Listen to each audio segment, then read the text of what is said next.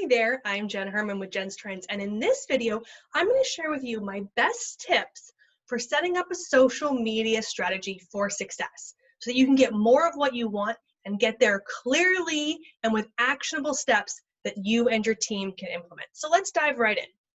One of the biggest things, if you followed me, if you know who I am, one of my biggest things is the word strategy. I am such a proponent for that word because without a strategy, you're never going to have success. If you don't know where you're going, you don't know how to get there. And if you don't know how to get there, you're just winging it, hoping that something works. And if something does work, what did it really do for you? You can't convert on that. You can't use that to really capitalize and grow your business because you don't know if that was really part of your plan or not.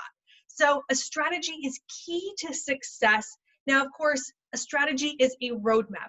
Roadmaps come with detours on occasion. They come with some, maybe a roadblock that you have to overcome.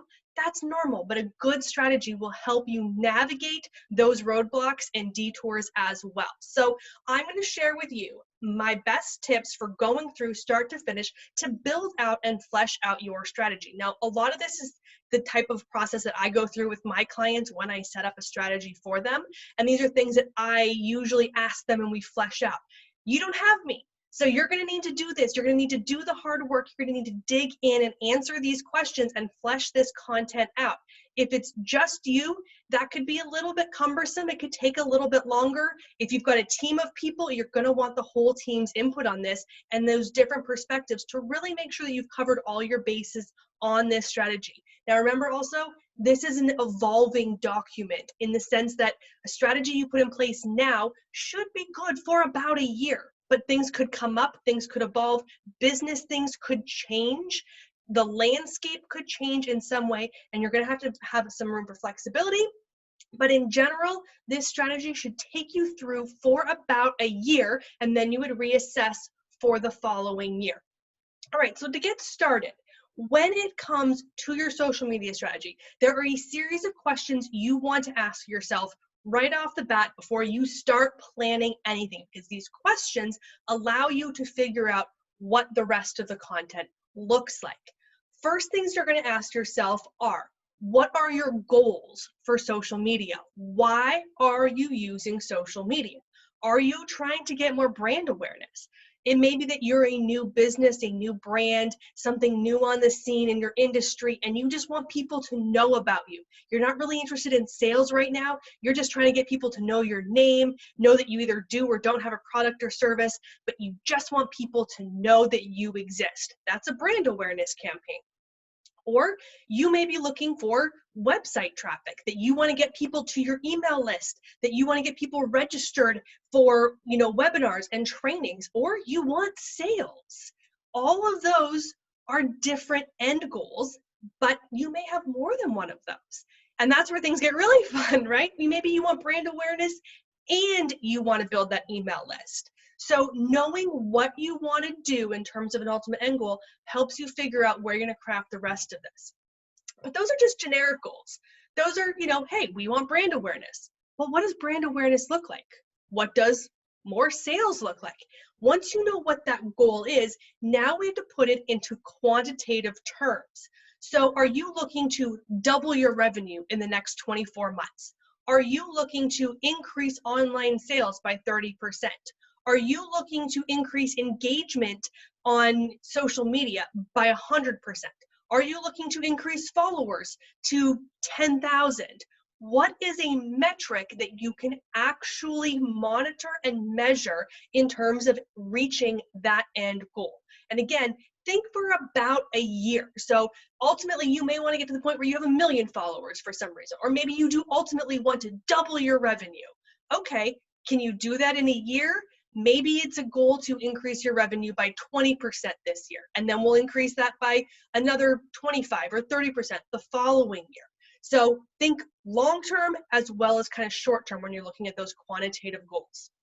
Now, I also want you to ask yourself what success looks like on social media when you implement your strategy. What does success look like a year from now? If you take where you started today and you go to a year from now, what would make you say, yep, we knocked out of the park, we made that happen, we were successful? And you're like, well, Jen, you just asked us to set our goals. I did. But a lot of times when I ask my clients this question, what they say they want is success and what they say they want as an end goal aren't always the same thing, even though they sound like the same thing. You may say that your goal is to increase sales by 20%, but you would consider it successful if you increase sales marginally, or that even though your goal was to increase sales, you'd consider it successful if you doubled your engagement on social media.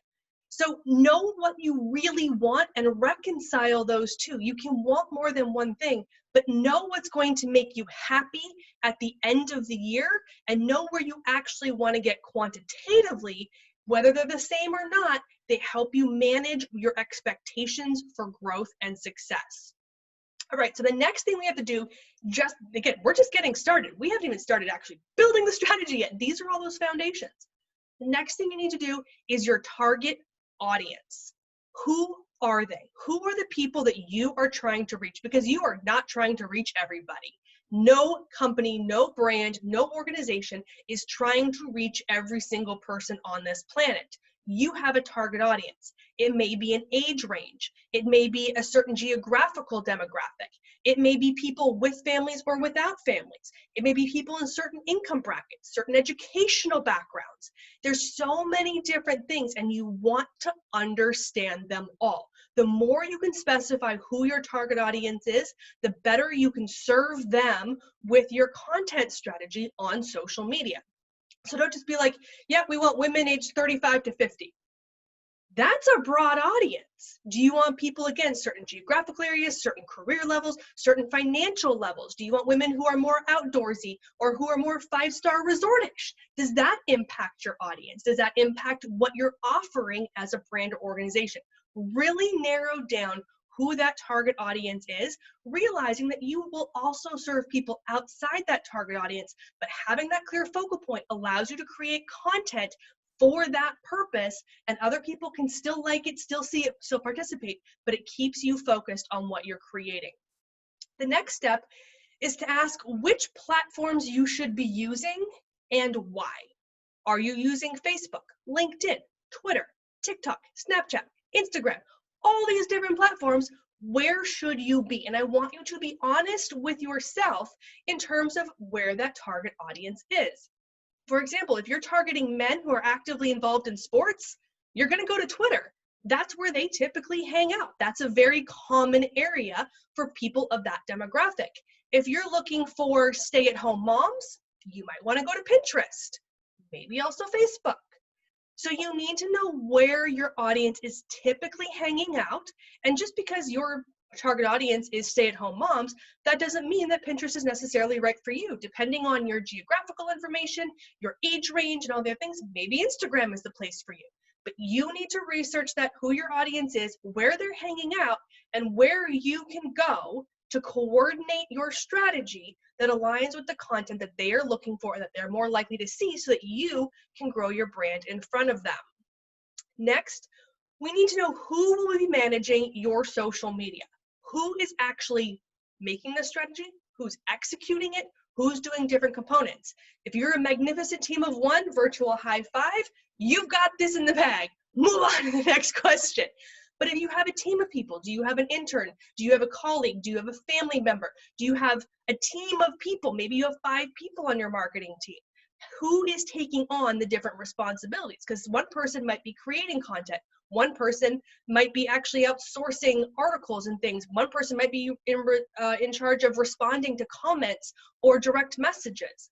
There's all these different components, and you need to know who is taking care of what pieces so that nothing gets dropped and nothing falls through the crack where you're like, well, I thought they were doing it and they thought you were doing it and it didn't get done. That's not okay. We need to assign those roles and responsibilities so that everyone understands and everything runs smoothly. Now that you know who is going to be managing the different things, we need to know how much time those people are devoting to social media. If you have a team of 2 or 3 people, but those 3 people are all doing other jobs, and this is a component of their job, how much time do they have a week, a day, per day? Do they only have mornings? Do they only have afternoons? Can they work on weekends? Can they work on evenings? How much time does this team member have to commit to managing that social media? And if you're that magnificent team of one, how much time do you have? Because you could spend 8 hours a day doing social media if you want to. It absolutely, you can fill that time, but do you have 8 hours a day? Or do you have 30 minutes? Or do you have 45 minutes or 2 hours? How much time can you realistically commit to that? Because how much time you have determines how much you actually do on a daily basis in terms of creating and executing this strategy. Next, we want to go and look at what our other marketing strategies are. Social media does not work in silo, meaning we don't do social media and then everything else. Social media is an add-on, it's an augment, it's a component of the rest of our marketing. If we're doing print advertising, radio advertising, if you're doing email campaigns, if you're doing any sort of other marketing, your social media needs to align with that. If that's managed by a separate team, you need team meetings to oversee and make sure that everybody's on the same page. We want same colors. We want same tone of voice. We want same types of content. If the email team is over here talking to an 18 to 24 demographic and they're just making funny memes and TikTok videos and all these fun little things, and you're over here thinking you're talking to a 45-year-old demographic and creating completely different content, that's a disconnect in the brand. Not saying that you can't have different audiences on different platforms, but the content and tone should still be similar, even if you're talking to a different audience. We want everything to align so that when someone finds your content on social media, they know exactly what they're going to get from your brand in real life.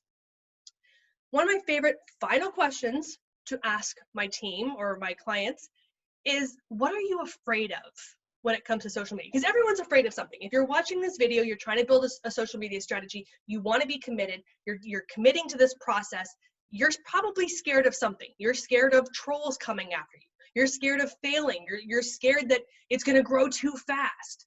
There's something that is going to be fearful for you, and I want you to put that on paper. Again, these are things that I usually work through with my clients, and we talk about what those fears are and how to alleviate them and how we're going to control that. But if you know what your fears are, you can start to mitigate that into your content strategy. If you're worried about trolls, then you start going, okay, we're in an industry that's prone to this. How are we going to handle it? How are we going to set up a response that is going to allow us to handle and respond to trolls in a respectable way that doesn't offend our existing audience, but shuts them down and allows us to move forward in a positive way? You can start to build that into your strategy because you know that's your fear. If that's not something you're afraid of, that may not be something that's going to be necessarily as common for you or your industry, in which case you may focus on a different fear and how to mitigate those as you're working on your social media strategy. Okay, that was a lot. And we haven't even started writing the strategy yet, right? Okay, so now the next stop, we've got these foundations, we've answered all these questions, we have the baseline. You guys, this is going to take some time. If this takes you a week, 2 weeks, a month, that's okay. Especially if you're trying to do this on your own and you're really giving yourself honest answers, this could take some time. If you've got a team of people, you might start butting heads. This is going to take some time, but that is the foundation. If you do that first section really well and answer all those questions, the rest of this comes so much easier because you know the answers to all those questions. Everything else is like, yeah, that aligns. Yep, that's good. Nope, that doesn't work. But you have to have that foundation in order for the rest of this to flow smoothly. So make sure you've done all of those questions and taken the time to really know the answers to those. So the next step, now that we know all the answers to those questions, we want to audit where you currently are with your social media as it stands. If you're starting brand new, zero, from scratch, don't have any followers, don't have any accounts, well, your baseline is zero. You're an easy starting point. But you probably already have some social media components. You might already have a Facebook page, you might already have a Twitter account, you might already have an Instagram account, whatever it is. You need to take an audit of where you are at the launch of this strategy. How many followers do you have? What's your average engagement per post? What's your average reach per post? Start to look at those sorts of things that are easy metrics to manage. So likes, comments, shares, reach, impressions, engagement, all these sorts of things that tie into what you're currently getting as a baseline. So if you're getting an average of 2% engagement, then a year from now, you want to know that that engagement got higher, right? If you're going, especially if you're going for brand awareness, we want that significantly higher. So we want to have a baseline of where you're at right now, so that when you launch the strategy, you can measure against that, whether it's monthly, quarterly, annually, those sorts of things. Also related to the audit, we want to take an analysis of where your profiles are right now in terms of how do they look? Do we need new profile photos, new cover photos, new about sections, profile descriptions? Do we need to clean anything up to make everything consistent across our social media? Does your Facebook say one thing, Twitter says something else, LinkedIn doesn't even have any information on it? We want everything to be consistent in a similar tone and voice. Again, the information can be slightly different because each platform has different requirements for what that information looks like. We want that consistency across the platforms so that as we get going, everyone knows that we're seeing the same content, the same tone of voice, the same relationship with all of those different platforms. Okay, now we're moving into the meaty part. Now you've done all your baseline questions, you've set your foundation, you've got your starting point for where you are to launch your strategy. Now, what are you going to post? What is actually involved in your social media strategy? This is the meat, right? This is what's going into your content strategy. So tons of different things are going to go in here. And let me tell you, it's not all about selling. If you think your content strategy is to be like, hey, we have stuff for sale. Hey, this is on sale. Hey, we've got a discount. Hey, we've got a promo code. Hey, this is on sale. You really need to listen to the rest of this video because that is not your content strategy. Your content strategy is going to be a mix of content. It's going to be all different types of things that all serve that end goal. Everything we're going to do is post with a purpose. That's one of my favorite sayings, post with a purpose. And that means that everything we post on social media is somehow designed to augment our content strategy and get us to that ultimate end goal that we set up in those initial questions that we asked ourselves. So we are not check the box posted to Facebook today. That's not a content strategy. Instead, how is that post helping us get to our end goal? So the types of things you're going to want to think about are seasonal content. You may have ebbs and flows in your business. You may be in the wedding industry and there's, two peak seasons. There's kind of like summer, and then you kind of have like, the spring and fall, very kitschy, very, thematic type wedding industries or themes. So maybe you have those peaks and valleys and you want to create content that aligns with those. But you're not going to start creating content on October 1st to sell October wedding packages because people are booking wedding packages a year or more in advance, but they may start looking, maybe they're looking for that in early spring.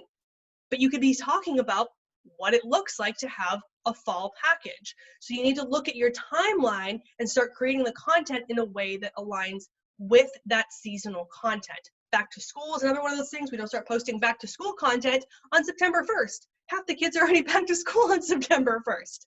And if not, they're going back like next week. So we want to start that back to school content maybe in July and August. And if you're going to be posting it in July and August, you need to be planning it and thinking about it in May or June. So you can start building your graphics, building your captions, building your calls to action, making sure you have the content available to support the actual sales, that you have the product available, all those sorts of things. So we're backdating everything. So really think about that seasonal content and how that's going to align. You may also want some themed content. These could be things like maybe you're doing Throwback Thursdays, maybe you're doing Motivational Mondays. I'm not a huge fan of these themed things, but they work for a lot of brands. And then you may not do them every week, but maybe once a month you mix in this type of thing. But think about that. And a Throwback Thursday doesn't have to be super cheesy. It could be talking about your evolution as a brand. Has your business been around for 100 years and you're going to do a Throwback Thursday post once a month for the entire year to celebrate your centennial of being in business and talk about what it was like at each different, decade of the business. There's all these things that you can do to make it relevant and still themed, but not super cheesy. So look at ways that you can mix that kind of content in. Of course, your products and services, you're going to want to promote those things. You're obviously going to want that. We get that. But how? Is it going to be something where you're like, here's a product on the shelf? Probably not. That's not going to sell. So are you going to have to do photo shoots? Are you going to have to organize someone who is wearing your product, holding your product? Do you have to get photos in different types of environments, whether it's winter or summer? Do you have to get rain and sun, indoors, outdoors? All these different components excuse me, that allow you to convey your product or service in a way that is seasonal, that is relevant, that is timely. All of this stuff takes time and planning, and you're going to want to factor that in. You're going to want to factor in photo shoots. You're going to want to factor in planning. Today it's sunny and gorgeous. If I wanted to post a photo about rain, I can't look out my window and snap a photo of raindrops. But if I'd taken a photo 2 weeks ago when it rained and had that stored on my mobile device or in a Dropbox or somewhere on my computer, then if I wanted to post today about a rain photo, I have that photo, I can go back and pull it and have it available to me when I want it without having to stress about trying to track down a certain type of image. So these are all things you want to think about in terms of how you want to portray and convey your products and services. Other things related to your brand and business behind the scenes. What's it like to work at your company? What's going on behind the camera, so to speak? Take a picture, for me, I'm on camera. I'm a consultant. This is what I do. You see this screen right here, but what does my office really look like? What does my day really look like? What does it look like working from home? What does it look like when I'm traveling? That would be behind the scenes. If you work in retail, you may, show behind the scenes of new product coming in, opening the boxes, giving sneak peeks of new product about to hit the shelves, get people all excited. That's a behind the scenes type thing that people wouldn't normally see. They're not normally going to see your storage room and get to know what is coming in advance before it actually hits the shelves. So those are things that you can mix in. They're great for engagement. They're great for building relationships with your audience because they get to see more of the reality of your business, not just that polished, perfect product shot. Additionally, education. I am such a fan of education on social media. For B2B, this is a mandatory. Even for B2C, you should be using educational content. Give people high quality content that they want, that they love, that helps them, that makes them smarter, makes them feel good, makes them learn something. People want to learn. They want to be smarter. They want to be educated. And it could be something as simple as a quick tip. If you are in, maybe the home decor, real estate, landscaping, any of those industries, so many little DIY home tricks are great little educational things that you can share with your audience that they love. They're like, oh, here's how to, prune my rose bushes. Great. That's a 2-minute tutorial. Boom, done. Everybody loves it. And that appeals to all of those different audiences. So look and see how you can create that fun little educational content for your audience. That's very valuable. Also, we want what I'm going to call engagement content. These are things meant purely to drive engagement. It may be a question. Around the holidays, you may say something like, what's your favorite, holiday tradition? And people just start flooding you with comments of answers about their favorite holiday tradition. It's engagement. It's not meant to do anything but keep engagement up, because algorithmically, the more people engage with your content, the more of your content they're going to see. So engagement content is still serving your end goal because it's keeping your content in front of more of your audience. So when you do those sales posts, they're more likely to see them. But engagement content does not mean a bunch of cat memes, okay? Let's not go too crazy. But think about things that are engagement generating, whether it's comments, whether it's likes, whether it's shares. It's fun type content. We want it to be aligned with your business that still in some way is relational to what you're doing. It's not just for the sake of pure entertainment. Okay, that's all the things of what to post. Now let's talk about how to post that content. Where are you going to post it? All this sort of stuff. How we're going to execute this content. Now that we know what kind of content, how are we going to execute it? Well, a couple of things you want to ask yourself. How often are you going to post? Are you posting every day, 3 times a week, once, every 2 weeks? What is that frequency going to look like? And that's probably going to be different on each and every platform. You may post twice a week to Facebook. You might post twice a month to LinkedIn. You might post 3 times a week to Instagram and every day to Instagram stories. So it's going to be different on different platforms. That's okay. And side note, it's not the same thing across all the platforms, okay? We're not putting the exact same post on Facebook, on LinkedIn, on Twitter. We want different captions. It could be the same ultimate end goal, the same YouTube video that you're sending them to, the same blog post you're sending them to, the same landing page for registration, the same product page. That's fine. We want different captions, different connotations. Facebook may be a longer caption. Twitter's going to be a super short one. Instagram's going to have a photo with a short caption and a simple call to action. So it's going to be the same end goal, but we're tailoring that content for each of those platforms. So knowing how often you're going to post is key, and realize that it's not every single day and it's not multiple times a day. Twitter, multiple times a day, go for it. It's Twitter, it's fast moving. But all other platforms, no, not even every single day, because algorithmically, there's so much content out there that if you're posting every single day, you're actually making your content compete with itself for exposure. Not many companies can get away with posting high quality content every single day. We're more interested in making sure your content is high quality, valuable, and serving your ultimate strategy end goal than just checking the box that you posted every single day. So really stop and think about how much you really have to say that's going to serve your audience, how much you can create. Again, do you have 20 minutes a day, 3 hours a day, 8 hours a day? Is there 1 of you, 10 of you? The less time you have, the less of you there are, the less frequently you're probably going to post to social media, because all of that takes time. Also, what times of the day are you going to post? Now that you know you're posting, let's say 3 times a week, what times of the day? Are you posting early morning, afternoon, evening? Are you posting weekends? Are you posting weekdays? When is your audience online? And this is going to come down to your metrics. If you're starting from zero, you don't know. If you have an existing, whether it's Facebook page, Instagram account, all those sorts of things, they tell you when your audience is actively engaged. So you already have some of this information to be able to say, oh, we can see Thursdays are our best posting day, and they're typically active in the evening. Okay, Thursday at 7 p.m., done. And that's your posting schedule. Now, we don't want it to be the same every single week, because then you're alienating everybody else on the other days of the week. But at least you know for your high converting, high quality content where you want to make a big impact, you're going to save it for Thursdays at 7 p.m. So you need to go and look at those metrics, figure out when your audience is most likely to be online, which, fun fact, it's probably not during business hours. So you're going to want to think about something like a scheduling tool.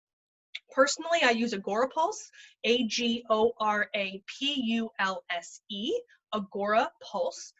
And that is a tool that allows you to manage all your social media in one dashboard. You can schedule, you can review your metrics, your analytics. It is a slightly pricier tool. It's on the mid-range in terms of overall price for all the different platforms out there for dashboards. There's plenty of other tools out there as well, but that's the tool I use, and I'm actually a brand ambassador for them as well, because I love their tool so much and I've been using it for so many years.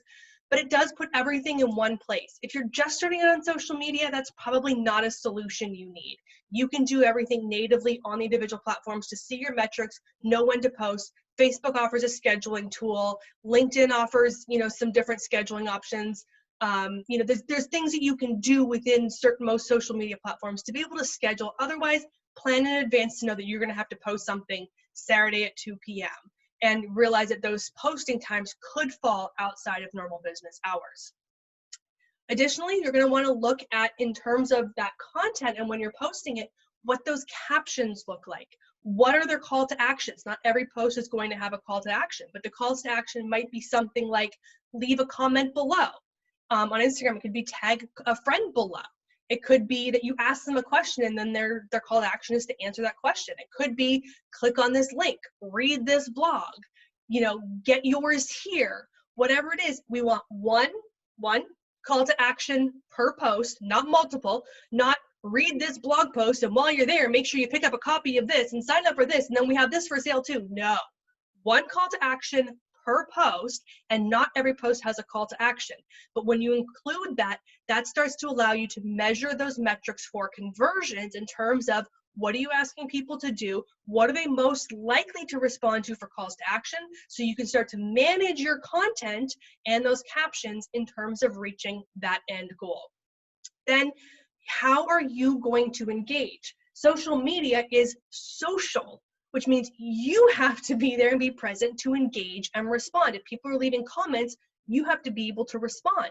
If people are asking for help in a customer service way, something didn't work, something arrived broken, they have a question about ordering, you need to be there to respond. Are you going to respond within a certain time period, whether that's 2 hours, 24 hours?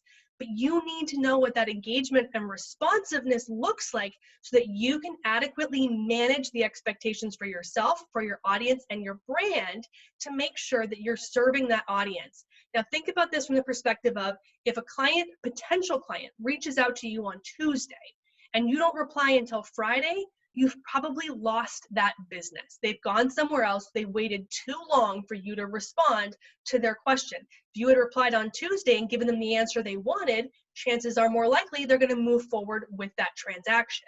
So you want to make sure you're setting aside time every single day to be responsive and engaging, whether it's to direct messages, comments, group comments, any of those sorts of things that you're managing for your social media. And now, to close it all out, some of the additional things you're going to want to think about for your social media strategy. Are you going to do things like contests? Some platforms better than others. Instagram, great, run a contest. Facebook, probably stay far away because Facebook rules are super complicated for contests. So are you going to run those contests? If so, how often? Where? That's a whole other component of a strategy that you're going to want to look at. And what, again, are the end goals for running those contests? Are you going to do paid advertising? Everything we've talked about in this video is for organic strategies, things that you can learn and set up to build your organic presence with your audience, meaning you haven't paid for any of that activity. Are you going to run ads? Probably yes at some point, but when? When are you going to start? How long? Consistently, once a month, short term? How much money are you going to put behind it? $10, $100, $10,000? What's your budget? Who are you going to do who's going to manage those ads for you? Facebook and Instagram ads run completely differently than LinkedIn ads, which run completely differently than Google ads. So where are you going to focus that time? Are you going to learn that ad? Are you going to an ad strategy? Or are you going to hire somebody to do that? There's all these components that go into advertising that you're going to want to look at as part of your strategy in terms of how often you're going to do it and who is going to execute those ad components for you from that paid advertising perspective to build up and augment what you're doing with all the organic things we've talked about in this video. So that's the foundation. Those are all the things you need to get started to build out your strategy. Like I said, if you put all of these components together, answer all those questions, start thinking about all of those different aspects of your strategy, this should get you going for the next year. This is something that will, again, evolve over time. Things can happen and you may have to deviate from the path a little bit. That's okay. You're going to build on that flexibility to be able to adjust your content schedule. But this will get you, like I said, about a year's worth of strategy, and then you can reevaluate again next year. Reevaluate from the foundation. Did your goals change? Did your target audience change? Has it grown? Has it gotten more specific? All those sorts of things need to be reevaluated, and then you start looking at the content again. Is this working? Do we want more of this, less of this? Are we moving to more live video? Are we moving to more video? Are we moving back to more photos? What is that content going to look like as you evolve your strategy? Of course, there is so much more that goes into this than what I can squeeze into this little video, but I hope this helps give you some direction and information to build out that strategy. If you have more questions or want help with your social media strategy, I am Jenn Herman. You can find me everywhere online as Jenn Herman, Jenn HERMAN, and Jenn's Trends. So jennstrends.com, Jenn with 2 N's. And you can feel free to reach out to me, send me an email, jen@jennstrends.com. Let me know you saw this video and that you have some questions, and maybe we can talk more from there and help you with your strategy. Thank you so much for tuning in, and I will see you in the next video.